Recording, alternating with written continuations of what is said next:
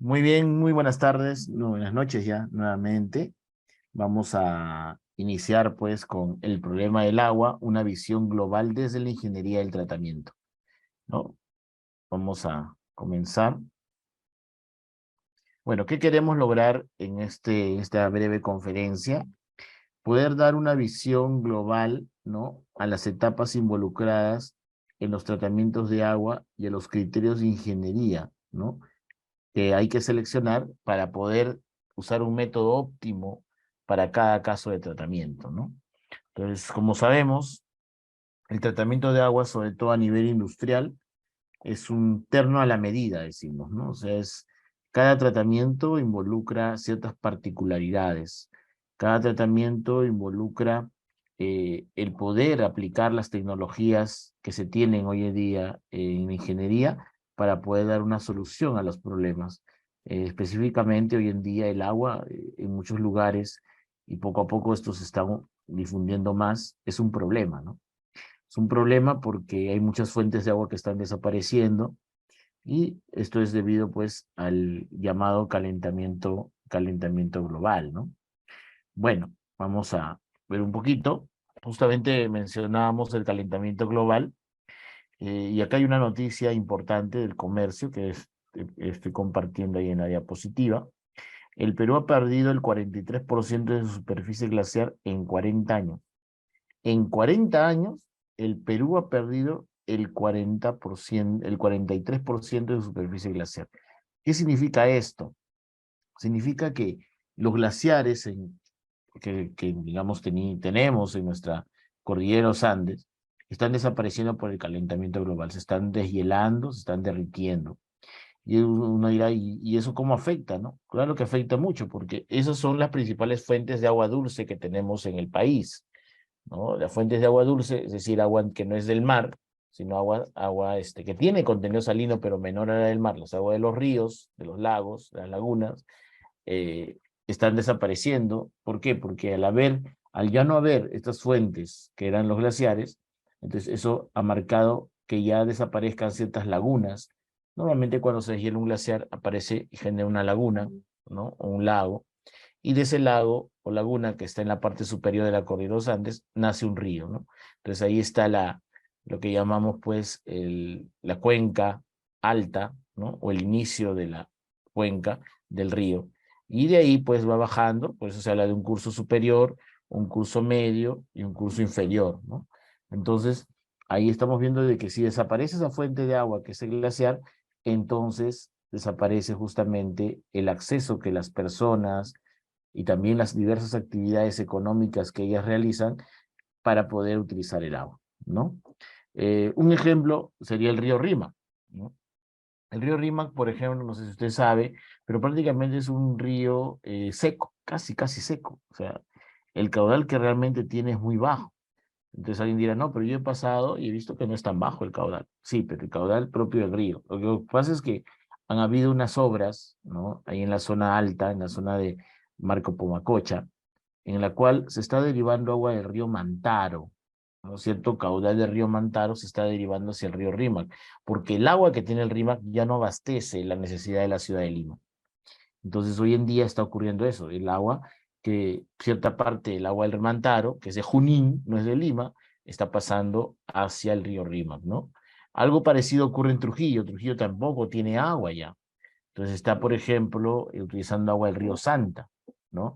Toda la zona, pues, hasta el mismo riegos, ¿no? Esto de Chavimochic, la misma planta de agua para todo Trujillo, se basa en agua del río Santa, no es agua propia de Trujillo, ¿no? De La Libertad, sino de Ancash.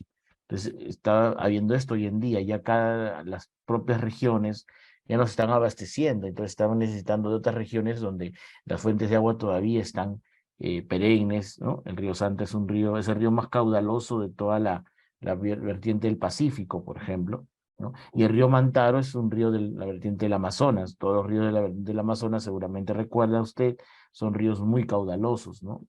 Y que es una zona, pues, también que se está cuidando, o que el Perú y el mundo cuida como una zona digamos, un lugar donde el agua, la vegetación, la naturaleza está en constante digamos, cuidado, en constante resguardo para futuros tiempos, ¿no? Pues, y ahí se puede ver pues todo lo que se ha dado, ¿no? Desde desde la mirada, desde la parte superior, como la laguna de Huascacocha, Marco Pomacochi, y todo, cómo nace, ¿no? Y cómo llega hacia, de las partes altas hacia Lima, ¿no? Bueno, entonces, junto con ello, junto con que el calentamiento global es algo que está ocurriendo, es algo que no podemos negar, es una realidad, ¿no? Por más que inclusive algunos han querido negar que existe, ¿no? Bueno, junto con ello también la contaminación de las aguas, ¿no?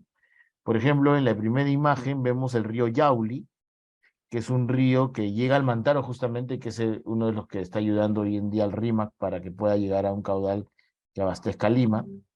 Pero entonces, en este caso, en el río Mantaro, que es un efluente, el Yauli es un efluente del Mantaro. Entonces, el río Yauli, que está en la zona de Morococha, recibe muchos drenajes ácidos de mina de la zona, ¿no?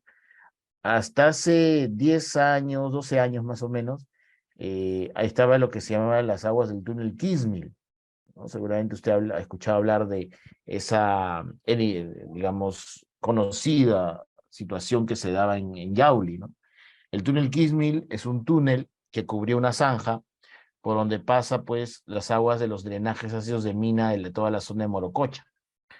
Entonces, esas aguas que pasaban por ahí eran cubiertas o son cubiertas por un túnel y llegan de todas las minas que están en Morococha, minas artesanales, minas medianas, minas pequeñas, y todo eso, inclusive la gran minería también ha vertido ahí, todo eso iba hacia esa zanja y salía hacia el río Yauli, y el río Yauli llegaba, y justamente una fotografía de eso es esto. Pero hoy en día ya existe la planta de tratamiento de aguas que la hizo la empresa Chinalco como uno de sus compromisos con el Estado peruano al venir a explotar el cobre de esa zona. Y entonces hoy en día, bueno, ya hace 10 años, 10 12 años, ya hay una planta de tratamiento de esas aguas y ya no hay ese problema. Pero hay otros vertimientos parecidos a este en otros puntos que ya no lo tratan en esa planta que hizo, bueno, Toromocho, ¿no? Entonces, ahí, Chinalco, ¿no? Cuando digo Chinalco es Toromocho. Entonces, ahí se da esta situación que hay esta contaminación de los ríos. Entonces, tenemos fuentes de agua que desaparecen. Además de eso, tenemos, digamos, aguas que se contaminan. Ahora, también hay que entender algo, ¿no? Hoy en día tampoco el lenguaje es oros no, agua sí, ¿no? Y lenguajes que muchas veces están confundiendo a la población. El Perú necesita una inversión minera, eso es evidente, ¿no? Pero hoy en día también a las mineras lo que hay que exigirles es que usen la tecnología adecuada, ¿no? La tecnología adecuada para poder tratar esas aguas. Hoy en día existe la tecnología como para que el agua se trate y no afecte a la agricultura, no afecte a la ganadería, no afecte a cualquier otra actividad económica que se dé además de la minería, ¿no? Existe, pero tiene que usarse esa tecnología. Para comenzar, la fuente de agua. Hoy en día las mineras no solamente pueden usar agua de los ríos, ¿no? Como sí lo hace la agricultura, sino puede usar agua de mar, desalinizada, tratada, como lo está haciendo, por ejemplo, Marcobre. Marcobre es una empresa que el agua que utiliza es un agua que sale del mar, está desalinizada por procesos, entre ellos la ósmosis inversa, y está usando agua de ese tipo para su proceso. En algún momento lo planteó también Tía María, ¿no? Es el proyecto minero de Arequipa que hasta ahora no ha salido. Lo planteó, pero lamentablemente, debido pues a que ya antes había hecho otro estudio de impacto ambiental diferente, como que la población ya no le creyó ese cambio, ¿no? De usar agua del valle, agua del río del valle, a agua de mar, ¿no? Bueno, y así, y inclusive esto genera conflictos sociales. El agua es vital y por agua se está generando muchas situaciones y según dicen las proyecciones en algún momento las guerras van a ser por agua, ya no por petróleo, ya no por como en la antigüedad por minerales, ¿no? Por salitre, por guano, como en algún momento también el Perú lo sintió, sino guerras por agua, ¿no? Entonces, la idea es cuidar este recurso.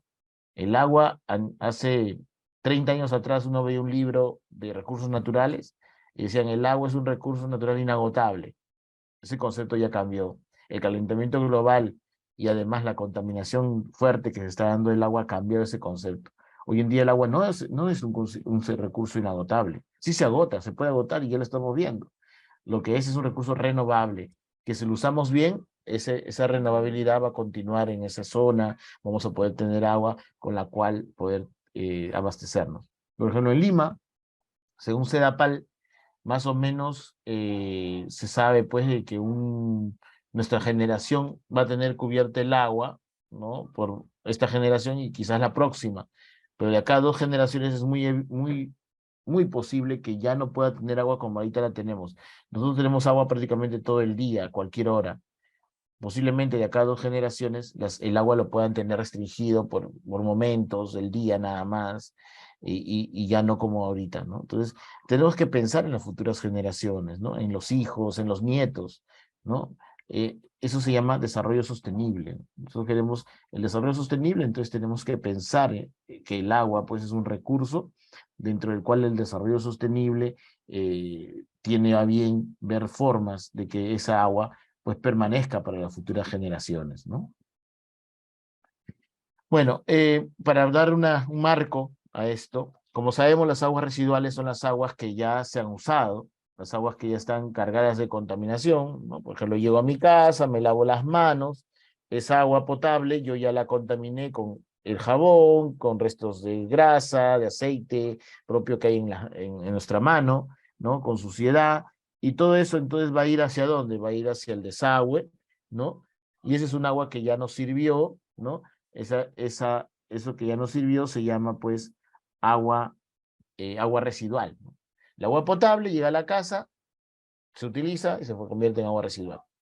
Ese sería un agua residual doméstica, que es la primera, ¿no? La segunda, como usted está viendo, esta es una foto real que tomé en cierta zona del centro del Perú, donde se está llegando, este fluente está yendo al río. Evidentemente, a la vista, ese fluente no está cumpliendo con las condiciones necesarias para ir al río, ¿no? Miren esa coloración que tiene, por ejemplo. Entonces, esa agua residual que está llegando hacia el río es un agua residual de una textil, ¿no? Es un agua residual industrial. Por eso hablamos de agua residual doméstica, ARD, y agua residual industrial, ARI. El agua que ha utilizado la textil también la ha contaminado con sus colorantes, con sus mordientes, con todos los químicos que necesita la textil para hacer su proceso, y esa agua se está virtiendo, ¿no? Es un agua residual de procedencia industrial. Bueno, y entonces dentro de eso hay que ver que existe lo que se llama el ciclo urbano del agua. Ciclo urbano, ciclo urbano. No es el ciclo natural. Cuidado con confundir. El ciclo natural es ese que nos enseñaron en el colegio, ¿no? El agua de los ríos, de los mares, que es líquida, se evapora, se da vapor y va a formar nubes, ¿no? Esas nubes, esas nubes que forman, ¿no es cierto? Este, es, también llega un momento en que esa agua gaseosa se va a volver nuevamente líquida y llueve. Entonces, es el ciclo natural, ¿no? El agua líquida se vuelve gaseosa y el agua gaseosa nuevamente líquida y así. Va ese ciclo. Eso no, ese es el ciclo urbano. El ciclo urbano tiene que ver con justamente el cuidado que le vamos a dar al agua al utilizarla racionalmente y también al vertirla nuevamente, al devolverse a la naturaleza. Entonces tenemos acá la captación, ¿no? La captación del agua, ¿no? Acá la tenemos, se capta, se lleva a una potabilizadora, ¿cierto? Y de la potabilizadora se lleva a los almacenes y luego lo utiliza las personas y también la industria, ¿no? Tanto las personas como la industria lo utilizan y luego esa agua residual pues, no va directamente al río, sino pasa por una planta de tratamiento. Al pasar por esa planta de tratamiento, podemos hacer que esa agua que sale de la planta de tratamiento yo le pueda dar un uso nuevo, quizás en la industria, volverlo a usar en mi proceso, o puedo usarlo para riego también, como estamos viendo acá, para regar parcelas agrícolas o plantas ornamentales. Y también, si ya no le puedo dar ningún uso a esa agua, se puede volver al río, devolverla al río, pero en las mejores condiciones. Por eso es que este tratamiento tiene que ser muy importante, porque va a lograr hacer lo que yo necesito hacer con el agua. En algún momento yo tendré que tratar el agua para que sea vertido al río, o para que sea para riego, o para que lo utilice en el proceso, pues dependiendo de qué. Hoy en día incluso las empresas industriales en general, si van a vertir incluso al desagüe, tienen que tratar su agua. O sea, no solamente cuando vierten al río, ¿no? Sino también cuando van a vertir al desagüe. Hay una norma que ahorita está muy, muy fuertemente en Lima y está obligando a textiles y a otro tipo de empresas a poder lograr, ¿no? Esto del tratamiento del agua. Bien, entonces ahí tenemos esto del consumo del agua y las aguas residuales, ¿no? Ahí estamos viendo, por ejemplo, la señorita o la señora que está lavando los platos, la niña que se está lavando las manos. Entonces, aquí hay ciertas costumbres que incluso tenemos, ¿no? Muchas personas, por ejemplo, cuando se lavan los dientes, dejan abierto el caño, ¿no? Esa agua potable está sin ser usada adecuadamente, está yendo directamente al lavadero y por lo tanto al desagüe, ¿no? Deberíamos también tener esas costumbres de uso racional del agua, ¿no? Si me estoy cepillando los dientes, en el momento que me cepillo, cierro el caño y cuando me voy a enjuagar, lo abro. Porque ¿cuánto de agua va por ahí, ¿no? Por ese lavadero, se va hacia el desagüe. Y al llegar esa agua, entonces aumenta la cantidad de agua residual. Vamos a tener más agua residual de la que realmente debíamos tener. Y al tener más agua residual, el tratamiento también se encarece porque voy a necesitar equipos más grandes, voy a necesitar más dosis de químicos, si es que lo voy a hacer con químicos, o voy a necesitar una mayor cantidad de microorganismos, si voy a hacerlo con bacterias, el tratamiento biológico. Entonces, todo eso hay que ver. Miren, algo tan sencillo como que partimos como cómo sería, ¿no? O sea, hay que cuidar el agua, ¿no? Entonces, ahí, por ejemplo, de esas aguas que veíamos hace un rato, de lavar los platos, de lavar las manos, de los lavaderos, y el agua, por ejemplo, de lavar la ropa, etcétera, surge lo que es el agua gris, ¿no? Las aguas residuales domésticas tienen dos tipos, las grises y las negras, ¿no? Gris se dice a todas las aguas de los lavaderos, por ejemplo, y las aguas, ¿cuáles son las aguas negras? Las aguas que van del inodoro, de los baños, de las excretas, ¿no? Entonces, ¿qué pasa en el Perú, por ejemplo? Las aguas de las excretas y la de los lavaderos, de las duchas, todo va al mismo desagüe. Entonces todo se junta. Entonces en el tratamiento de aguas se tiene que hacer el tratamiento de todo junto. Pero en cambio, en otros países, sin ir muy lejos, Colombia, que he tenido la suerte de ir a ver sistemas de tratamiento de aguas por allá, tiene sistemas donde separan, ¿no? El agua negra, o sea, el agua de los baños, va hacia una planta de tratamiento especial, porque trabajar con todas las excretas, las heces, es muy complicado, porque tiene mucho, es un foco infeccioso en potencia, ¿no? Entonces eso se va aparte, pero el agua de los lavaderos, de las duchas, ¿no? De los lavaplatos, etcétera, todo eso va en otra línea, para un tratamiento más sencillo. Incluso hay lugares, zonas, por ejemplo, en Medellín o en Bogotá, que llaman zonas ecológicas, donde cada cierto número de casas tiene su planta de tratamiento pequeña. Trabajan ahí el agua, la tratan y con esa agua riegan todas las áreas verdes de la zona de Bogotá o de Medellín, dependiendo del caso, ¿no? O sea, hay una experiencia muy interesante ahí en Colombia para poder aprovechar el agua de mejor manera, ¿no? O sea, claro, porque el agua de los lavaderos es más sencilla de tratar, pero un agua con excretas es difícil. Entonces, separarlo es algo muy sencillo que digamos, los condominios que hoy en día se están construyendo, las casas, los edificios que se están construyendo, deberían tener esa noción, esa idea, ¿no? De poder separar los dos y al estar separados, entonces yo puedo tratarlo diferente y poder dar un uso más rápido a esta otra, ¿no? Bien, bueno, y esto es ya en cuanto al vertimiento a los, digamos, efluentes, efluentes, cuando digo efluentes, la mayoría seguramente sabe, son aguas residuales, ¿no? Es un sinónimo. Se dice efluente porque es lo que ya salió de la industria, como un desecho de la industria en agua, ¿no? Entonces, ahí tenemos dos tipos de efluente, que sería el drenaje ácido de mina que vemos en la primera imagen. Vamos a mirar la tonalidad del río, más o menos como la imagen que vimos al inicio también.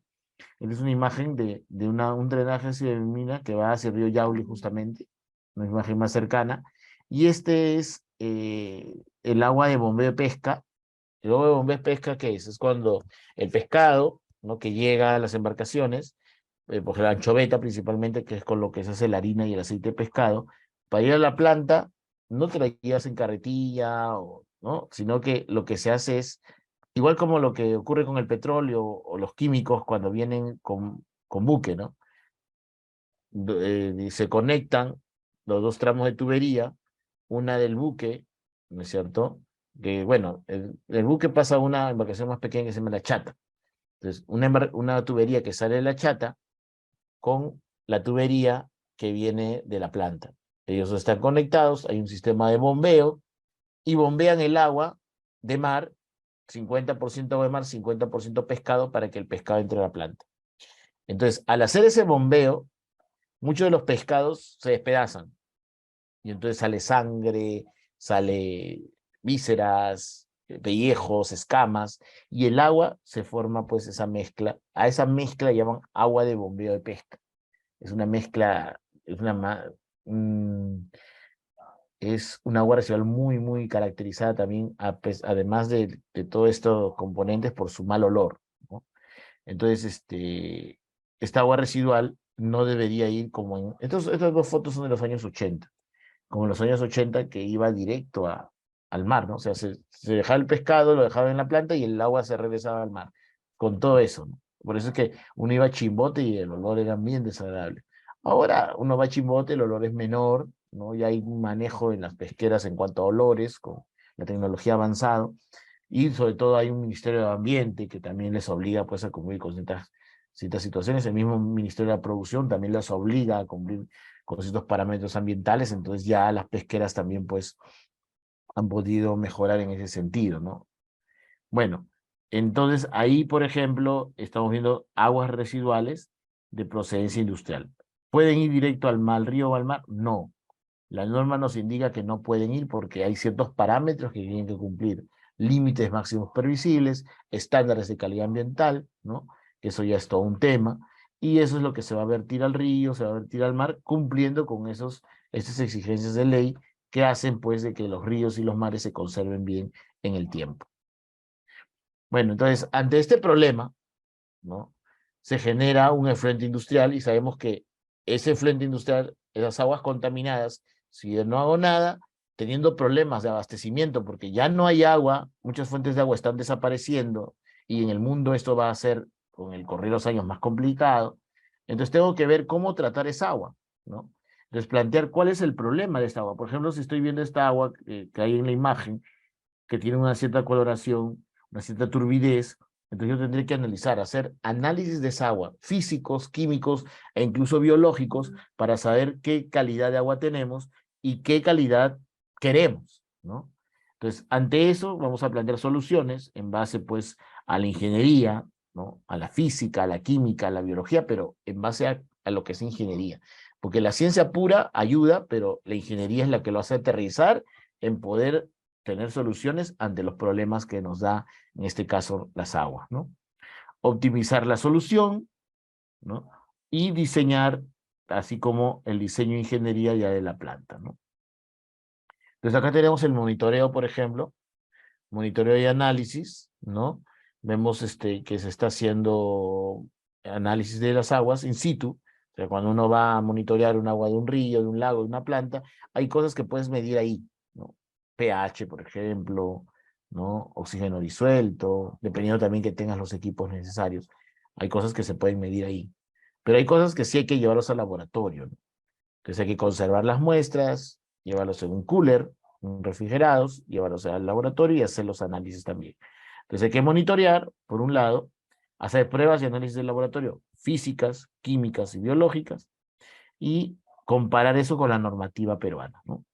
Claro, hay algunas empresas que comparan con estándares internacionales. Estamos hablando de la gran mayoría de empresas en el Perú. Compararlo con la normativa ambiental peruana. Si está cumpliendo la normativa ambiental peruana, vamos a ver que no lo está cumpliendo. Entonces tiene que tratarse el agua para que una vez que se trate, cumpla con la normativa y recién pueda vertirse al río, pueda usarse para riego o pueda darse simplemente vertirlo hasta el desagüe, ¿no? O sea, cada cosa que se haga con el agua tiene una norma especial, ¿no? No es lo mismo para todos, no es una sola norma para todo.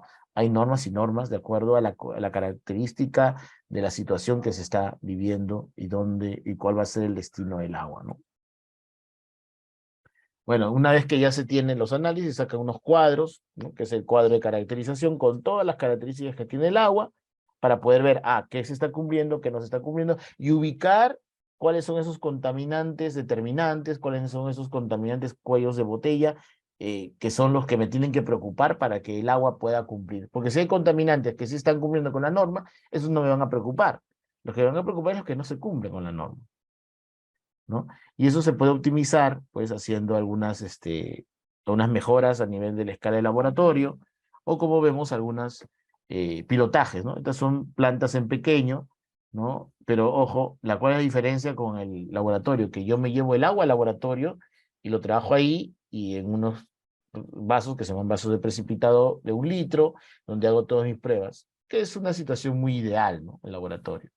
Claro, es la primera parte digamos, del proceso, pruebas de laboratorio, pero luego paso a estas pruebas que son las plantas piloto, ¿no? Y como vemos, esto sí se hace en la misma planta, en la misma industria, en la misma planta, en la minera. Pero la primera foto es de una minera, ¿no? Donde hicimos un pilotaje. Este es en una planta de alimentos, hicimos una planta de tratamiento también para una industria de alimentos, pero como ven, esto no es la planta real, este es un pilotaje. Entonces, se conecta todo y se comienza al efluente que recién sale, un pequeño caudal, 1 litro por minuto, podría ser, pequeño caudal, se hace pasar, ¿no? Hay plantas piloto más grandes, 2 litros por minuto, 5 litros por minuto. La más sencilla es 1 litro por minuto, como las que estamos viendo, sobre todo en la segunda imagen, y va a ir pasando por, digamos, las diferentes etapas. Acá vemos, por ejemplo, un sedimentador en pequeño, unos reactores en pequeño, columnas de carbón activado, columna de filtración, entre otros, ¿no? Todo tiene su tablero, también su tablerito de control. Y ahí, ¿qué se puede hacer? Ahí se reproduce lo que en el laboratorio, digamos, resultó bueno, y se ve cómo está funcionando, se dosifica mejor, se sinceran los tiempos de retención, se ve realmente si es la secuencia adecuada o hay que hacer unos ajustes en la secuencia. O sea, acá puedes hacer ya un laboratorio in situ y con el frente recién generado. Así que esto es algo que está a escala, y con estos datos se puede hacer la ingeniería básica, luego la ingeniería de detalle y finalmente la instalación de la planta, como estamos viendo ya en estas etapas, ¿no? Bueno, conclusión entonces de lo que hemos visto de esta ponencia. En primer lugar, primero decir que el problema del agua es un problema complejo, ¿no? Pero debemos atacarlo desde 3 flancos. Uno, buscar nuevas fuentes. Hay que buscar nuevas fuentes, ¿no? Para poder, fuentes de agua, ¿no? Por ejemplo, hoy en día en Lima ya se tiene una nueva fuente, ¿no? Que es el mar. Normalmente ya se está usando agua de mar en mineras y en industrias, pero ya desde hace 2 años, 2 años, sí, si no me equivoco, por ejemplo, en la zona del sur de Lima, San Bartolo, Pucusana, el agua, ellos no tenían acceso al agua potable como nosotros, ¿no? Era bien complicado el usar el agua, usaban por ahí agua subterránea en algunas zonas. Ahora tienen una planta de tratamiento en base a agua de mar. El agua de mar se está tratando, se le está quitando las sales y todos los contaminantes de arenas, entre otros que tiene, se está potabilizando esa agua y esa es la que está utilizando esa zona de Lima. Entonces se ha buscado una nueva fuente. Al ya no haber río Rima, que está muy limitado, o los otros ríos pequeños de Lima, como el Chillón, quizás ahí el río Cañete, que está un poco lejos del líder realmente de Lima, Chillón, que está cerca, pero que no tiene tampoco mucho abastecimiento de agua, Río Surco, que es prácticamente un, una línea de agua muy pequeña, que hasta uno pasa a veces y no se da cuenta que es el Río Surco por donde está pasando. Eh, y bueno, ¿no? Entonces todo eso hace de que tengamos que buscar nuevas fuentes. Y una de ellas, las que ha sido elegida y se ha visto la pertinencia y ya se está usando, es el agua de mar. Entonces, desde la ingeniería se está buscando esto. Eso no lo hace la ciencia pura, no lo hace los políticos, ¿no? Lo hace la ingeniería. Los políticos, lamentablemente, a veces no hacen caso a la ingeniería. Y ese es el problema, ¿no? Que se tiene a veces en el país. La ingeniería te dice una cosa, hay que construir eso, como el COVID, ¿no? La ingeniería decía hace tiempo que había que construir más hospitales, que había que tener mejores camas UCI, mejores, pero ¿qué nos dice la política? ¿No? Entonces ahí entra a tallar la situación, ¿no? Segundo, el tratamiento del agua debe hacerse aplicando ingeniería, como ya dijimos, resolviendo los problemas de efluentes de las distintas industrias, ¿no? O sea, todos los efluentes son tratables. Hoy en día la tecnología nos dice que no existe el efluente intratable, ¿no? Antes habían efluentes que no se podían tratar. Hoy en día sí se puede hacer. Por ejemplo, las tecnologías de oxidación avanzada son muy potentes en esos efluentes que los tratamientos biológicos, los tratamientos físico-químicos e incluso químicos no podían, digamos, lograr su cometido. Hoy en día la oxidación avanzada sí lo logra, ¿no? Que son un tipo de tratamientos novedosos, son tratamientos de última generación, ¿no? Por eso dice una remoción adecuada de los contaminantes y que sean viables económicamente, eso sí, ¿no? O sea, hay que ver también, porque no hace que la empresa va a construir una planta de tratamiento y todos sus ganancias se vayan a planta. No puede ser. O sea, tiene que ser viable para la empresa, viable para, digamos, las industrias que lo van a utilizar, ¿no? Bueno, y en el proyecto de tratamiento a la medida debemos iniciar, como ya hemos visto, primero con la caracterización, caracterizar el efluente, ¿no? Esa es la forma adecuada, caracterizar el efluente. ¿Cuáles son las condiciones de mi efluente? ¿Cuánto tiene de BO? ¿Cuánto de DQO? ¿Cuánto tiene de sólidos suspendidos totales? ¿Cuánto tiene de coliformes? En el caso de que sea un efluente que tenga coliformes. ¿Cuánto tiene, por ejemplo, de pH? ¿Cuál es su temperatura? ¿En dónde se va a tratar? ¿A qué condiciones? ¿No? Entonces, todo eso, esa es la caracterización. Y luego de eso, cuando ya se tiene ello claro, se comienza a atacar, pero a escala de laboratorio. Con el tratamiento a escala de laboratorio, ese tratamiento a escala de laboratorio, una vez que dé resultado, nos va a decir, muy bien, este es el mejor tratamiento, hagamos la escala piloto. Y de la escala piloto sacamos los datos para sacar la ingeniería básica de detalle y luego construir la planta real, ¿no? Esa es, digamos, la ingeniería de esa manera es como trabaja. Entonces, eso hay que hacerlo y de alguna manera poder aportar, ¿no? Desde la ingeniería, a ayudar a solucionar el problema del agua. Claro, el problema del agua tiene muchas más aristas que solamente la que podemos ver desde el agua residual, pero esta arista es una arista muy fuerte, muy grande, que si nosotros le damos el tratamiento adecuado y el agua es aprovechada correctamente, vamos a poder lograr, ¿no?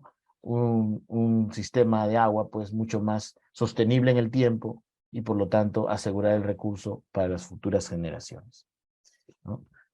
Muy bien, eso sería todo por ahora. Muchísimas gracias. Listo.